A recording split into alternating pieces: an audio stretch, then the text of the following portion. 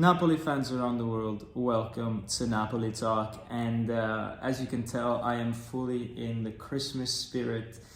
And in this time of the year, guys, normally we receive some nice presents, some nice surprises. And guess what?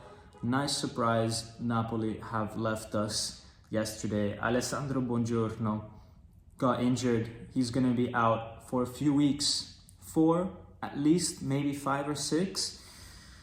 And what I just want to know is how this guy got injured so badly in his back. I mean, we saw him Saturday running around, making tackles, celebrating goals, jumping on top of people, all this kind of stuff. And that didn't injure him, but apparently he gets injured in training on Monday. I mean, how?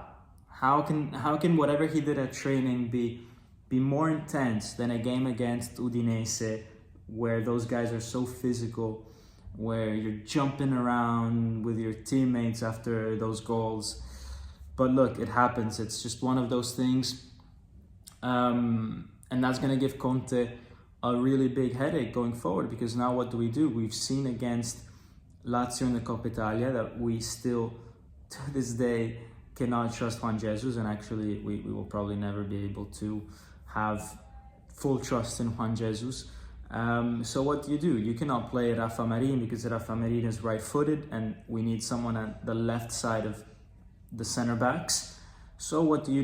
Do you move Rachmani over to the left and maybe put Rafa Marin on the right and at least put him in a condition where he can have a debut Serie A game at least in his preferred position?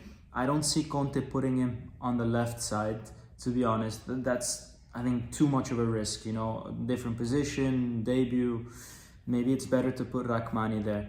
Another option is Rachmani over there and Di Lorenzo as the right center back, and then Spinazzola as the right back. That's another option for Conte if he wants to remain with a 4-man defense.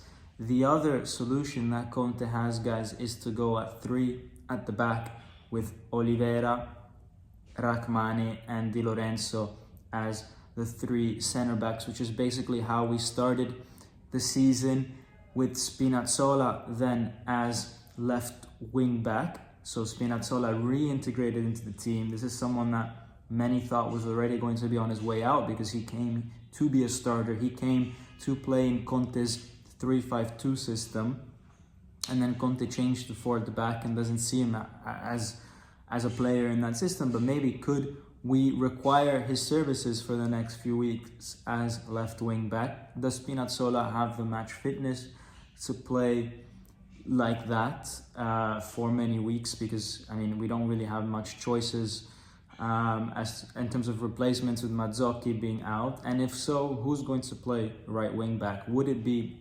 Politano, the guy that Conte in the past few months has been saying is so solid defensively? Well, could he end up being, let's say, the 5th defender in this system since Mazzocchi is injured? Or could we see someone like Zerbin maybe playing there? Conte's got a few days to figure this out. If I was Conte, I would potentially go and play 3 at the back, because the idea of playing Rafa Marin doesn't convince me.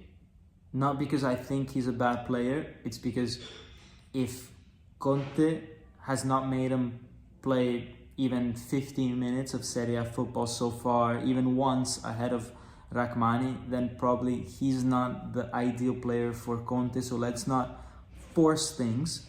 And I'm really against playing Juan Jesus. So we might as well go back to a 3 at the back system, which is something that Conte is familiar with. The players are familiar with because they actually did their entire preseason training with that system. They've played the first few Serie A games in that system.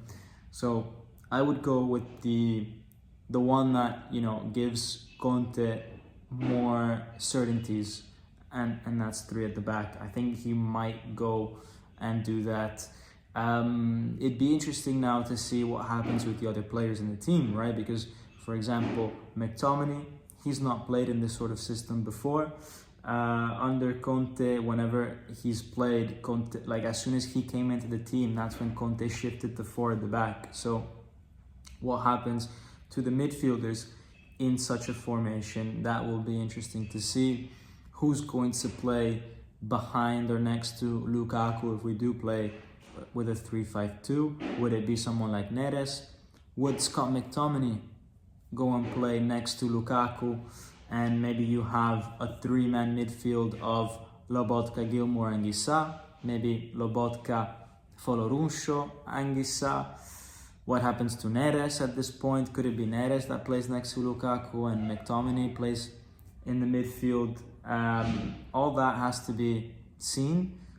It's an injury that maybe forces Napoli to go and invest a little bit defensively in the January transfer market.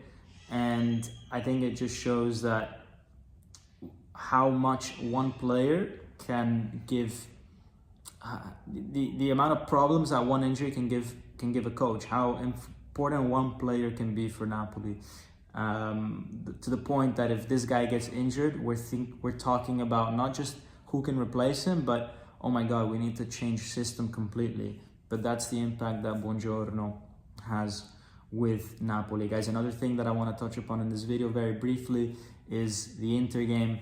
Wow, they destroyed Lazio at Lazio's home. Incredible result, something that I didn't expect. I was thinking that maybe Lazio could go on and beat Inter because I felt like they were even more in form. You know, Inter had finally lost in Europe as well against Bayer Leverkusen. They were criticized for not creating many chances in that game, and then they go and they win 6-0 against a very informed Lazio who beat us twice, who had been doing well in the league, who's first in the Europa League.